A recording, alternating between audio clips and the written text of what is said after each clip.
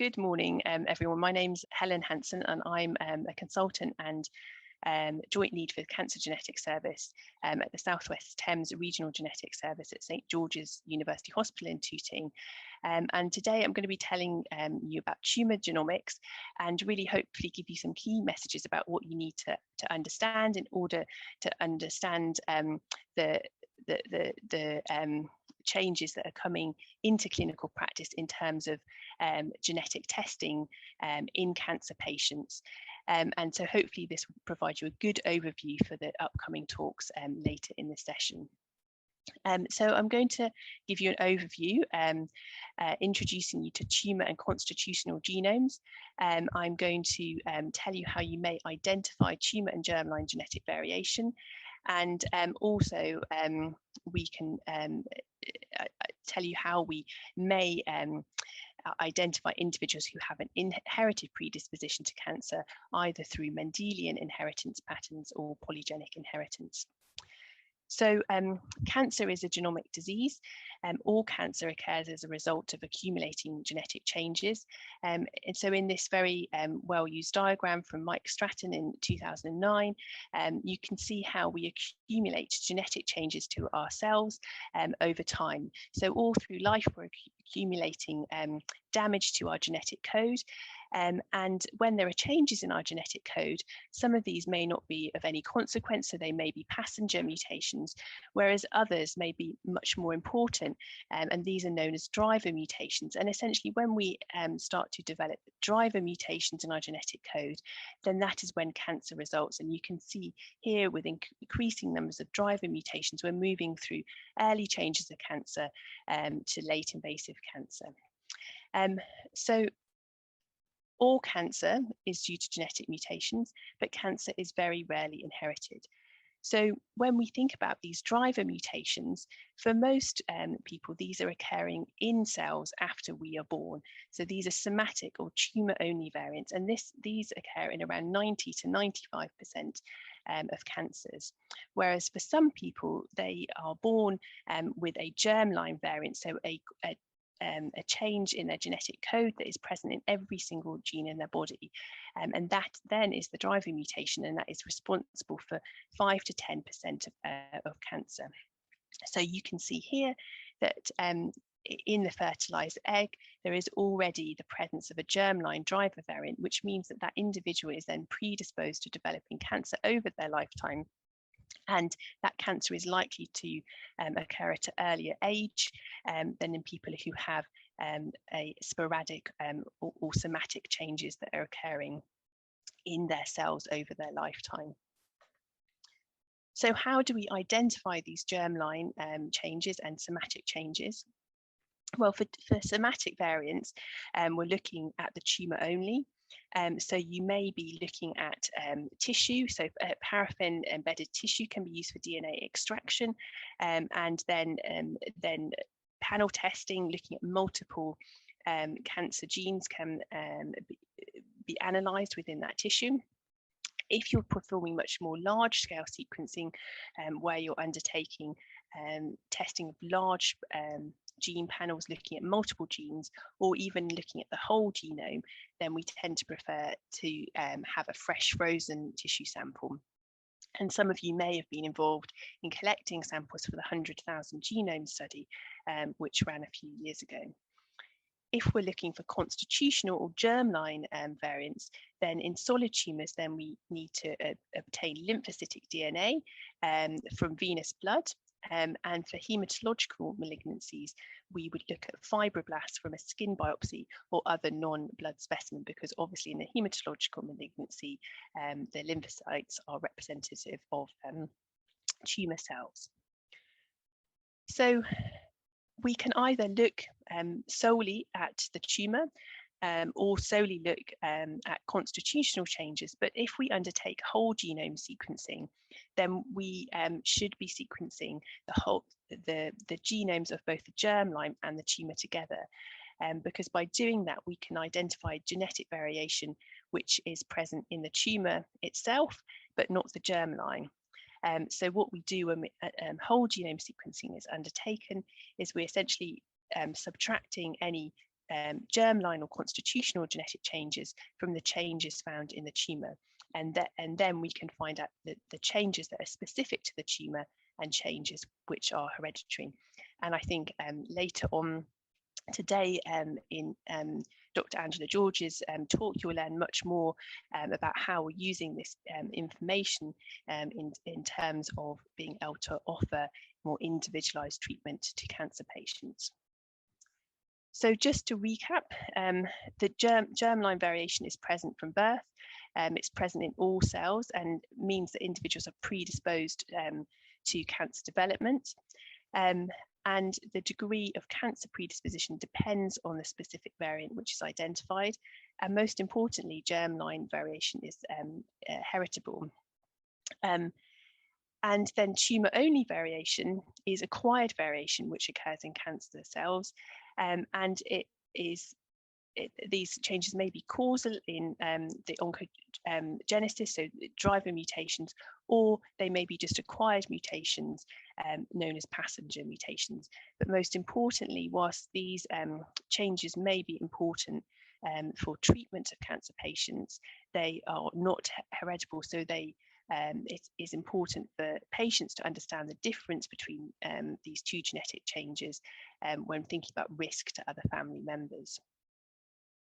So thinking a bit more about the cancer genome, so we've already talked about driver mutations, so pathogenic variants in key cancer genes, which are likely to be driving that oncogenetic process. And these are important to identify in genetic practice as they may indicate patient responses to specific treatments. Then we also have passenger mutations, which are variants in non-relevant genes or maybe benign changes in cancer genes. And these are not likely to be involved in the process of oncogenesis. So we can see these when we analyse a genome, but they're not going to be the changes that direct clinical treatment. So then we also have a few other terms that we talk about when thinking about tumour genomes. There is the tumour mutational burden. So this is the number of acquired mutations that are present in cancer DNA. And this is important because it may indicate response to immunotherapy.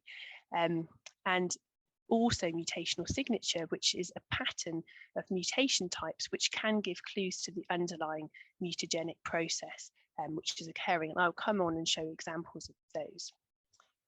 So this is called a circus plot. So this is a pictorial description of a cancer genome. And this is essentially showing us all of the different genetic changes that are present within a cancer cell. So it can show us copy number changes. So these are regions of loss or gain in our genetic code. It also shows us chromosomes. So these coloured bricks here represent chromosomes. It can show us insertions and deletions in our genetic code, and also single nucleotide changes. So these little outlined red bumps are showing us the number of single nucleotide changes in the genetic code of the cancer cell. So when you look at this, it can give us some information about the underlying oncogenetic process. And when you start to see multiple of these side by side, you can notice that there are changes that are very specific to that particular cancer, and they become recognizable in the same way as a face or a person would become recognizable to you. Then thinking about tumour mutational burden, so this is describing the number of non-synonymous small variants in the changes in the tumour. So you can see that for different cancer types, there are different tumour mutational burdens, so that you can see for colorectal cancer, as compared to example to a sarcoma or a prostate cancer, there are a higher number of mutations. So this is a higher mutational burden, and this is important because for tumours with what we call a hypermutative phenotype, then that can indicate response to immunotherapy. And then finally, the other piece of information that we can get from the tumour genome is about mutational signatures. So this is really telling us about a pattern of mutations that can occur in a cell. So if you remember the in our genetic code, we have our our four bases, C, A, G and T.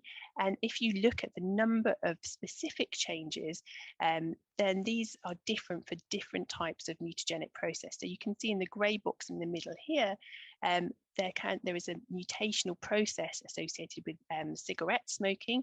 So there's a high number of C to A changes. So this gives us a particular signature for that cancer. And there are multiple different signatures that have been identified and are associated with different molecular mechanisms. And again, this is relevant for therapeutic targeting. So then coming on to the constitutional genome, so thinking about inherited cancer predisposition. So going back to our diagram showing us how mutations accumulate over time. If you remember with germline predisposition, your cell starts life with a mutation in the fertilized egg. So basically that person is already higher risk of developing cancer over their lifetime because they already have a driver mutation present, which is driving an oncogenic process. So when we think about inherited predisposition to cancer, there are probably only a small proportion of all cancer is due to inherited genetic predisposition. So around 60 to 70% of cancer occurs by chance. Around 10% occurs due to a single change in the high risk or moderate risk cancer predisposition gene, and around 25% occurs due to familial inheritance, so polygenic inheritance, so inheritance of multiple lower risk genetic factors. And this diagram really gives you a broad description of all cancer, but for different cancer types, the contribution of the high risk or moderate risk genes can be different. So for example, with breast and colorectal cancer, high risk genes can contribute about 5 to 10% to those cancer types, whereas for other types of tumours such as medullary thyroid cancer or retinoblastoma, the contribution of high risk cancer genes is much higher.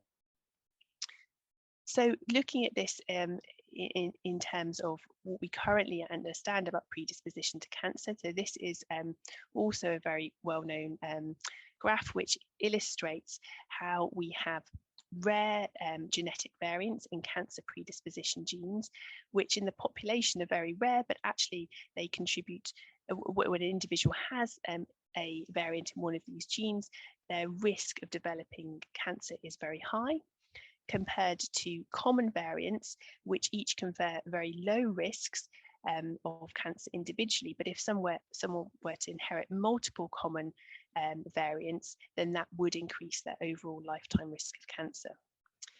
So inheriting multiple common variants implicated in cancer predisposition is known as polygenic risk.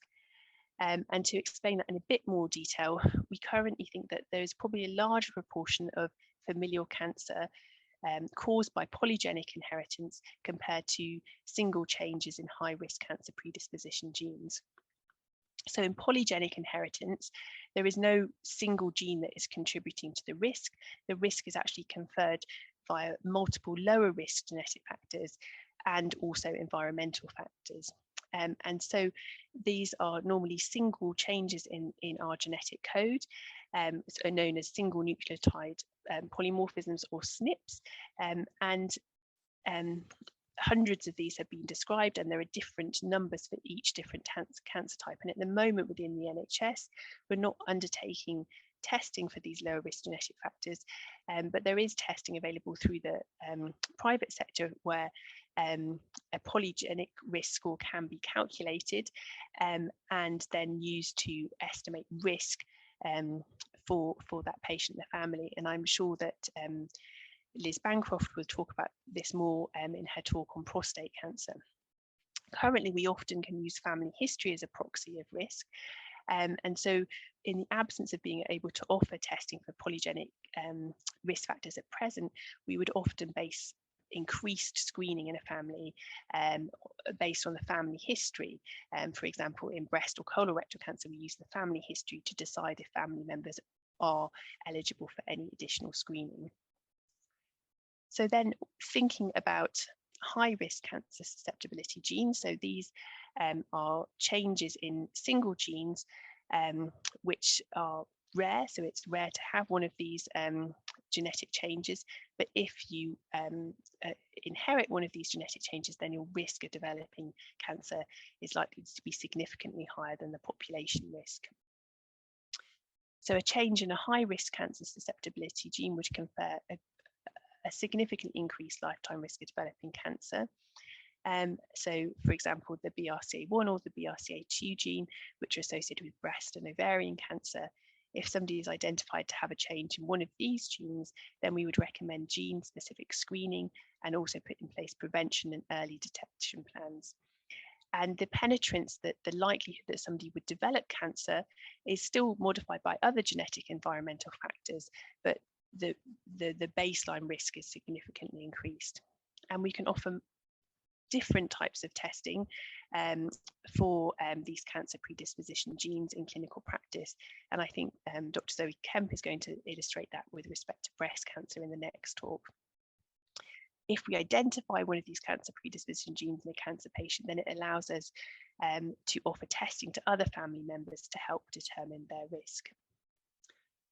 So as I mentioned before, the contribution of these high-risk genes is different for different cancer types. So the commoner cancers, breast, colon cancer and prostate cancer, there is a smaller contribution of these high-risk genes to these cancer types, whereas for some rarer cancer types, for example, medullary thyroid cancer or retinoblastoma, then a much higher proportion of these cancers are caused by a high-risk gene.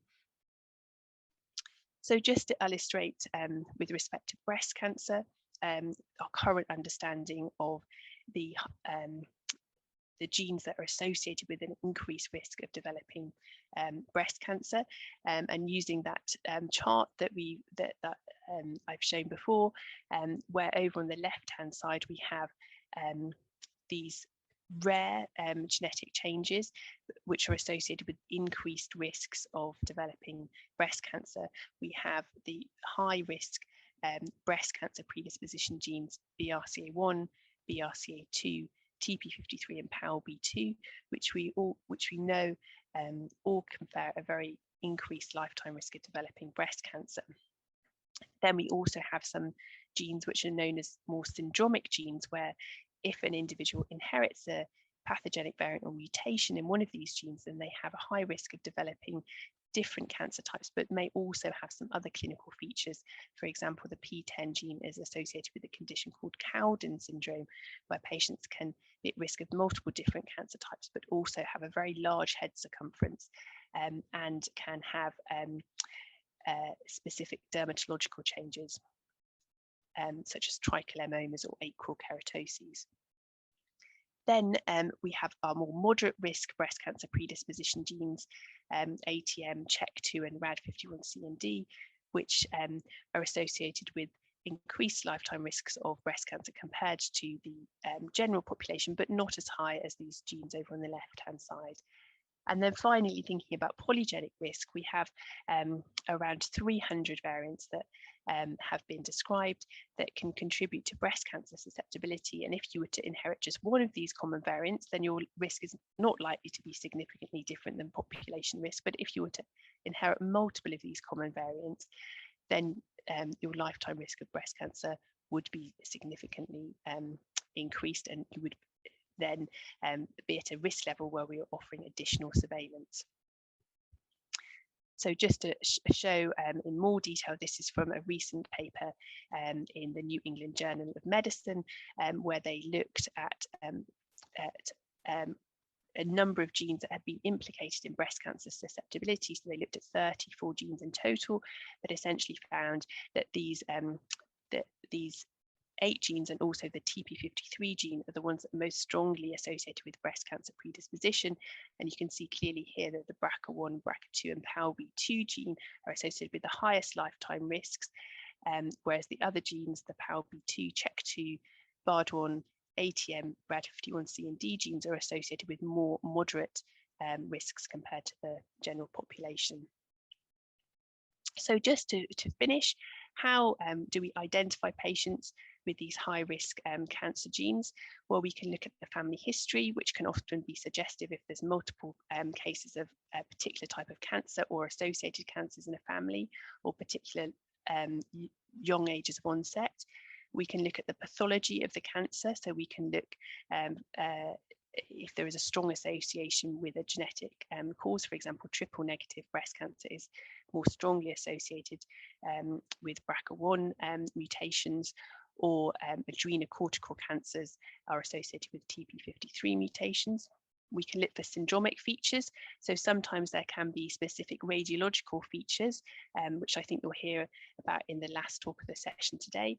And we can also identify patients, as I explained in the initial part of the talk, through tumour testing, where we may find a somatic change, which then flags the need to look for a germline genetic change in certain situations.